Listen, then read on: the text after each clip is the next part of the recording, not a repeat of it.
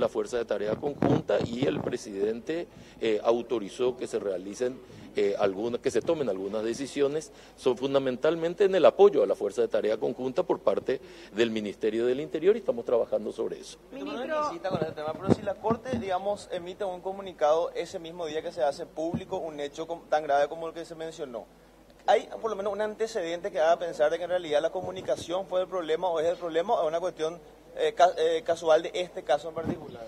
Es que yo no puedo saber a cuántos casos alcanza. Yo sé que el caso Messer a mí me muestra un sistema débil de comunicación interna.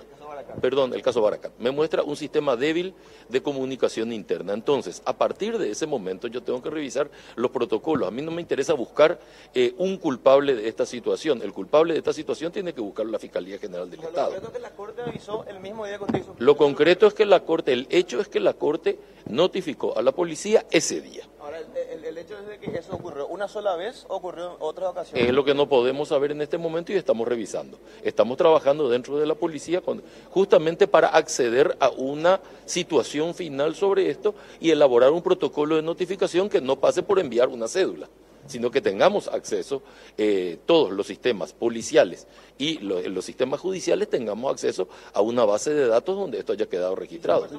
Sobre ese tema, ¿se va a conversar? Nosotros vamos a elaborar el protocolo, con el protocolo a la vista vamos a conversar. Ministro, en el ámbito político, ¿usted qué opina? ¿Quién tiene que asumir en vez de Oviedo Mato cuando renuncie? El gobierno. ¿Un colorado o un liberal?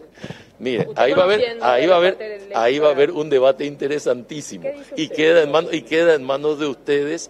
No, resulta que el gobierno como gobierno no va a participar en una cuestión interna, no como es apoderado tengo ex opiniones. Pero no quiero opinar.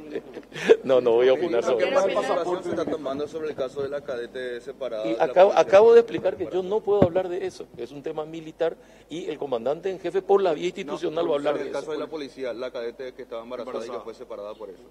Hay un protocolo dentro de la policía, ¿verdad? Hay un protocolo dentro de la policía que establece en qué casos se puede someter a una persona a ejercicio físico. Ese ejercicio físico es obligatorio en la academia, no es opcional. Entonces, se tienen que tomar las decisiones dentro de lo que establecen los protocolos. Porque si nosotros tomamos hoy una cadete y le ponemos embarazada a hacer salto de rana, alguien me va a decir después que es inhumano y que estoy violando derechos humanos. Y si le digo, muy bien, queda usted exonerada de esto, me dice, pero resulta que es discriminación. Pero pongámonos de acuerdo entonces en qué tiene que suceder. ¿Qué tengo que hacer? ¿Qué tiene que hacer la policía cuando una cadete está embarazada?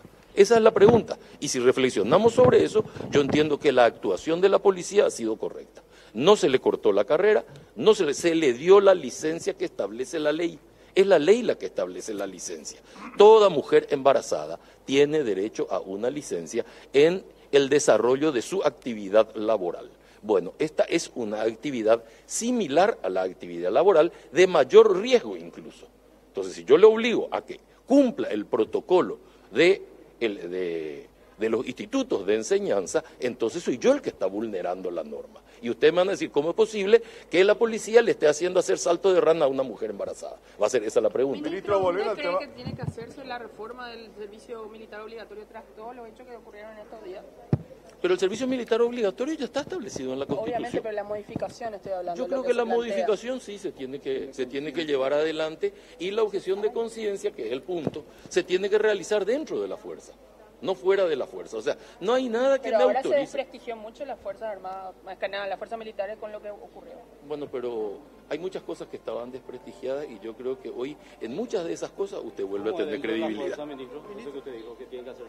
Por ejemplo, a ver, las Fuerzas Armadas cumplen muchos roles, ¿verdad? Cumplen roles de asistencia también, cumplen roles en auxiliar a la gente en caso de inundaciones o de catástrofes naturales. Yo no veo ninguna razón para que una persona que plantea objeción de conciencia no pueda asistir a un paraguayo que se encuentra en una situación límite como consecuencia de una catástrofe natural. Si alguien tiene objeción de conciencia, yo no le entrego un arma de fuego. Podemos estar todos de acuerdo con eso, pero no podría ser bombero, por ejemplo, o sea, no podría combatir un incendio, no podría ayudarle a un compatriota que está sufriendo como consecuencia de una catástrofe como puede ser una inundación. O sea, ¿Cuál es el límite de esto? Entonces, se puede perfectamente tener la objeción de conciencia al interior de roles que cumplen las Fuerzas Armadas sin necesidad de portar un arma de fuego. Ministro, ¿cómo puede ser que en Ciudad del Este se hayan utilizado tantos policías para custodiar la casa de Javier Zacarías Irún? Mucho menos de lo que pidieron la Fiscalía. Pero, y entiendo por lo que vi en los medios de comunicación que habían pedido como 60. ¿Qué es lo que se hizo ahí? Se estableció una barrera para que no se enfrenten los grupos. No es cierto que se le esté custodiando a Zacarías Irún, aunque la misión de la policía, por ley, es custodiar a las autoridades. Y para nosotros un parlamentario es una autoridad, mientras funja como tal. Nosotros entendemos perfectamente la indignación de la gente tiene derecho a manifestarse, se respetó el derecho de manifestarse, pero ustedes se dan cuenta que cuando se cedió un poco en el tema de la presencia policial, aparecieron personas dentro de los manifestantes heridas, ¿verdad? Y apareció un cruce de hechos violentos. La policía no puede permitir que los hechos violentos se produzcan. Nosotros estamos en contra de la violencia y si eso obliga a aumentar la dotación policial, pues se va a aumentar la dotación policial. Tenemos que impedir que los hechos de violencia se produzcan, sean frente a la casa de Zacarías Irún, como sean a la salida de un partido de fútbol entre dos hinchadas. Tenemos que impedir que la violencia se produzca. La gente tiene derecho a manifestarse, pero nadie tiene derecho a agredir a nadie. Y nosotros tenemos que prevenir. ¿Messer está en Paraguay todavía o ya no, nosotros tenemos entendido que no se encuentra en Paraguay. ¿Dónde se encontrarían las armas perdidas, ministro? Sigue avanzando y estamos determinando todavía el monto. Fíjese que estamos haciendo un relevamiento comisaría por comisaría en toda la República. Hay más de 800 comisarías. ¿Qué información tienen dónde se encuentra Messer? No tenemos, pero tenemos información que nos lleva a decir que no está en Paraguay. Gracias. ¿De la ¿Países región? vecinos quizás? Países vecinos quizás. Pero no hay registro de su salida a través de migraciones. No hay registro de salida. No hay registro de salida. Tampoco hay registro de entrada. Bueno, es lo que manifestaba el ministro del Interior, Juan Ernesto Villamayor. Se está retirando de Palacio a finalizar la reunión del Gabinete de Seguridad. Compañeros, habló de diversos temas, podemos resaltar el caso de Darío Messer, dice que continúa la investigación hacia el empresario que continúa prófugo de la justicia con orden de captura internacional. También habló acerca del documento que había publicado el diario Última Hora luego del escándalo del ciudadano libanés Assad Barakat, que confirmaba que en realidad fue la Corte quien el mismo día en que el propio Juan Ernesto Villamayor hace público el caso Barakat, publica y envía una nota con la cédula de notificación a la comandancia de la Policía Nacional avisándole de que el ciudadano libanés ya no tenía la naturalización. Sin embargo, eso ocurre el mismo día en que se hace público este hecho aquí en Palacio de Gobierno. Le consultábamos al respecto y decía el ministro del Interior de que están investigando y que no quiere hablar de quién es el culpable, pero que van a organizar un nuevo protocolo de manera que se pueda organizar de una mejor manera esto a través de un sistema informático que les notifique de manera, digamos, en línea cuando ocurre una documentación como esa para que la policía no libere ningún tipo de documento a personas que ya no tienen la naturalización paraguaya. Así es que se va a seguir analizando e investigando ese hecho. Lo cierto es que dio a entender de que la culpa la tendría en este caso la Corte Suprema de Justicia y no la Policía Nacional. Alejandro, lo dijo muy de refilón, pero lo dijo. Acaba de mencionar el ministro Villamayor que ellos manejan información de que Messer ya no está en Paraguay.